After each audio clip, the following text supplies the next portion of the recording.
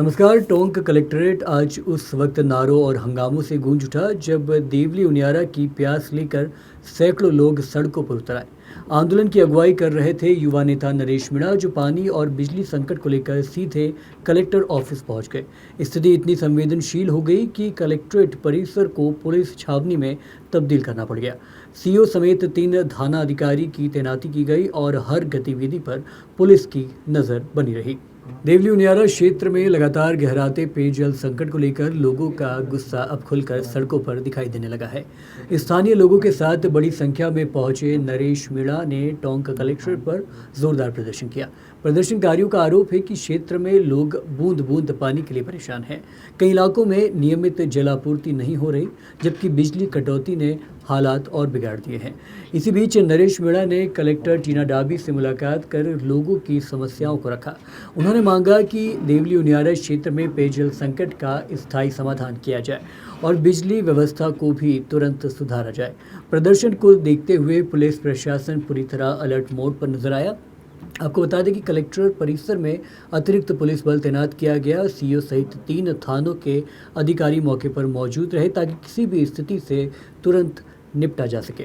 अब देखना होगा कि कलेक्ट्रेट पहुंचे इस जनाक्रोश के बाद प्रशासन सिर्फ आश्वासन देता है या फिर देवली उनियारा की प्यास बुझाने के लिए ज़मीन पर कोई बड़ा समाधान भी नजर आता है।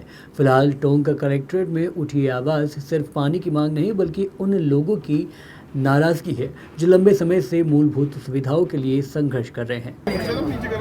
पेयजल समस्या को लेकर जिला कलेक्टर टीना डाबी जी से मिलने ज्ञापन देने आया हूँ और मैं पूरे मन बना के आया था कि अगर पानी की समस्या का हल नहीं निकलता है तो मैं टोंक में धरना दूंगा और जब तक बैठा रहूँगा जब तक पानी की समस्या सोल्व नहीं हो जाती। लेकिन अभी मैं जब माननीय जिला कलेक्टर साहब से मिला नीचे करना भैया तो मैं थैंक्स दूंगा उनको कि उन्होंने मेरे आने से पहले ही पूरे पीएचडी डिपार्टमेंट के एडिशनल चीफ और पूरे स्टाफ को उन्होंने बुलाकर बिठा रखा था और उन्होंने पूरा हमने जो समस्या रखी उसका संतोषजनक जवाब दिया।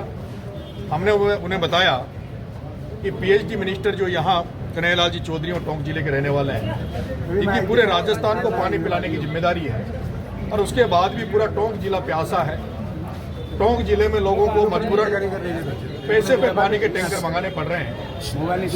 खारा पानी है, फ्लोराइड की मात्रा है पानी में और जो बिसलपुर सैकड़ों गाँव को स्थापित करके बिसलपुर का पानी जो दूर दराज प्रदेश में भेजा जा रहा है, टोंक जिले के लोग प्यासे हैं।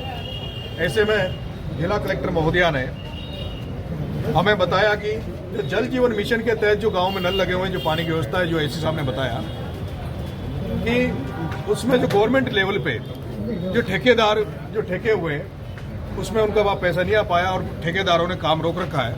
ऐसे में बड़ी दिक्कत है। लेकिन फिर भी कलेक्टर मैडम ने कहा कि हमने 60 लाख रुपए गर्मी को देखते हुए टैंकरों के लिए रिलीज किया है। जो भी हेडपंप होंगे वहाँ हेडपंप लगवाएंगे। जो भी सारी पानी की जो समस्या है उसको 7 दिन में नोट करके और जल्दी से जल्दी इस पानी की समस्या का निवारण करेंगे। ऐसे में और भी जो समस्या थी गलवा बांध को लेकर या ईआरसीपी की जो नहर बन रही है, कई गाँव की समस्या आई थी कि मुआवजा दिया नहीं गया और ईआरसीपी में काम चालू कर दिया है, तो उन लोगों की समस्या भी हमने रखी। इन सभी बातों पर सकारात्मक रूप हमें कलेक्टर महोदय का मिला और जिस तरह की हमारी जो टोंक की जो कलेक्टर है उनकी जो कार्यशैली है उसको देखते हुए हम आज संतुष्ट होकर अपना जो धरना जो हमने किया था उसको स्थगित करते हैं और उम्मीद करते हैं कि जल्दी टोंक की पानी की व्यवस्था सुदृढ़ होगी।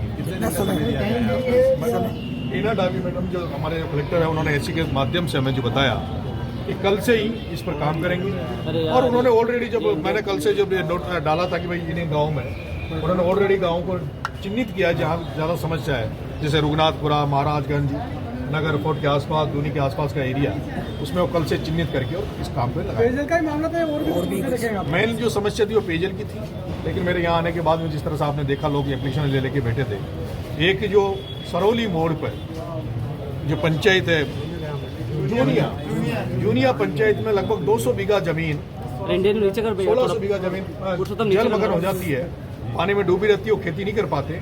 उनका मुद्दा भी हमने रखा, उस पर भी उन्होंने कहा कि इस पर भी हम कार्रवाई करेंगे और मुआवजे के लिए सरकार को हम लिख रहे हैं। 7 दिन बाद अगर मांगे जल्दी पूरी नहीं होती है, काम नहीं दिखता है ग्राउंड पे, तो उसके बाद धरना देंगे। देखिए पीएचडी मिनिस्टर तो ये कहते हैं कि टॉप वाले भाग्य चलेंगे तो उनको 2 दिन में पानी मिल रहा है, यहाँ तो 4 दिन में पानी मिल रहा है। आप हालात देख लो, आप कृपा करके जो भी गांव में जब जाके आप देखेंगे, एक रघुनाथपुरा में आपको गांव बता देता हूँ जो गावड़ी पंचायत में देवली के पास, वहाँ आज भी पानी के टैंकर पैसे देके मंगाए जाते हैं। अरे दुर्भाग्य की बात है कि पीएचडी मंत्री यहाँ के होने के बाद भी जिनका ये जिम्मेवारी बनती है पूरे राजस्थान को पानी पिलाए, और उनके गृह जिले में अगर ये व्यवस्था है, पानी की व्यवस्था है इस तरह की है, तो ये बड़ा दुर्भाग्यपूर्ण है। आंदोलन भी खड़ी है कि यहाँ के लोग सड़क पेयजल बिजली की समस्याओं को लेकर। देखो, मैंने जब उपचुनाव यहाँ देवली उनियारा से लड़ा था तब देखा था कि यहाँ के जो प्रभारी मंत्री हैं वो ऊर्जा, उनका पास ऊर्जा का जो डिपार्टमेंट है, ऊर्जा की जिम्मेदारी है, उसके बावजूद भी आज भी बिजली ट्रिपिंग करती है, बिजली तंग चाहती नहीं, और बड़े बड़े नेता यहाँ हुए हैं। लेकिन बड़ी समस्या है बजरी को लेकर, यहाँ बहुत बड़ी समस्या है, बड़ा करप्शन है और पेयजल की आपके सामने है। इन समस्या को लेकर आज अवगत कराएं। हमें उम्मीद करते हैं कि जिस तरह की हमारी जो ये कलेक्टर है, इनकी जो कार्यशैली है, उस समय एक उम्मीद जगी है कि कुछ न कुछ अच्छा निर्णय लेकर भी आप बड़े आंदोलन की तैयारी चल रही है। उसके अभी तो पेयजल के लिए है भी, क्योंकि गर्मियों के दिन है।